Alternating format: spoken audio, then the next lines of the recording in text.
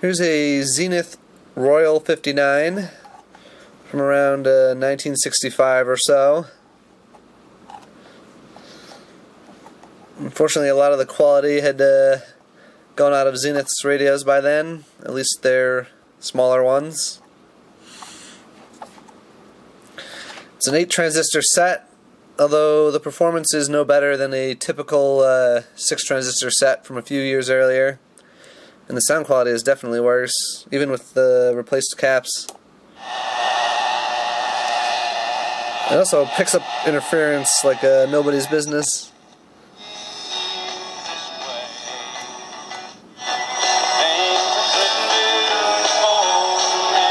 It seems to interfere with itself, actually. It was picking up static even away from other electronics.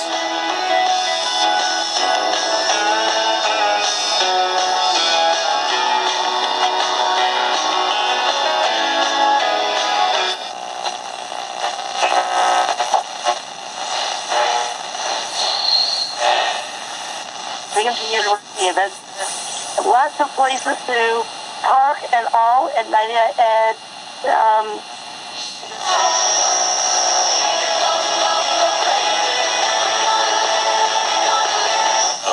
the players and the coaches, but to travel to be a far ways or a ways away, but I know that was the process. And that's all she wrote on stations.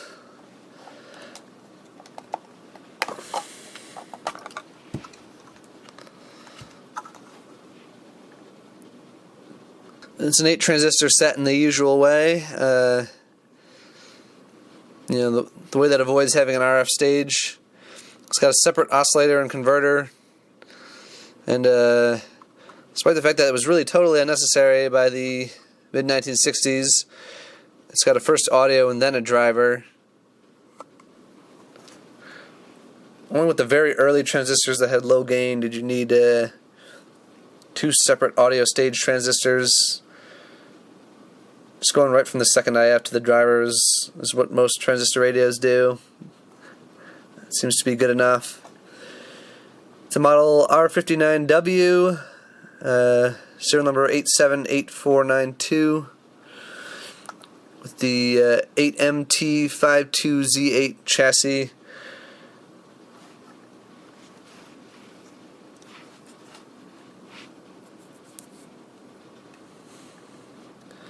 When I originally saw these, I thought they were just loose wires. They seem to be from the manufacturing process.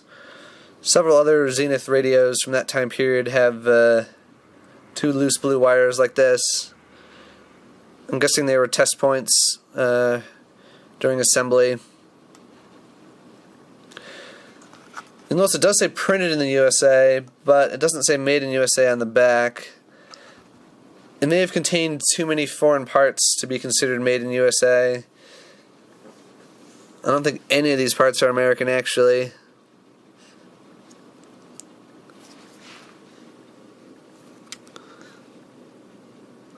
A lot of Japanese and probably Hong Kong parts, like that audio transformer there. That's the kind you typically see in cheap Hong Kong made sets.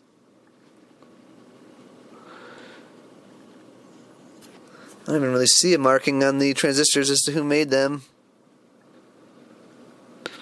Just got some numbers on there.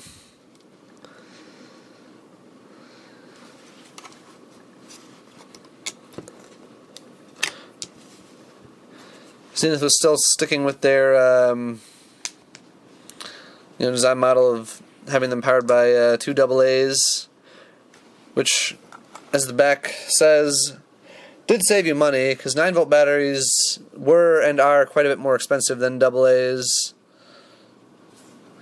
But it was even more true back then. A pair of AA's was like 30 cents, and a 9-volt battery was like $1 or something like that. And these hold more energy than a 9-volt does.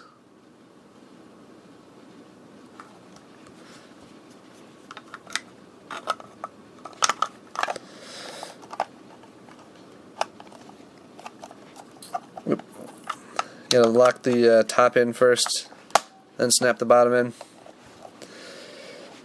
Alright, Thanks for watching.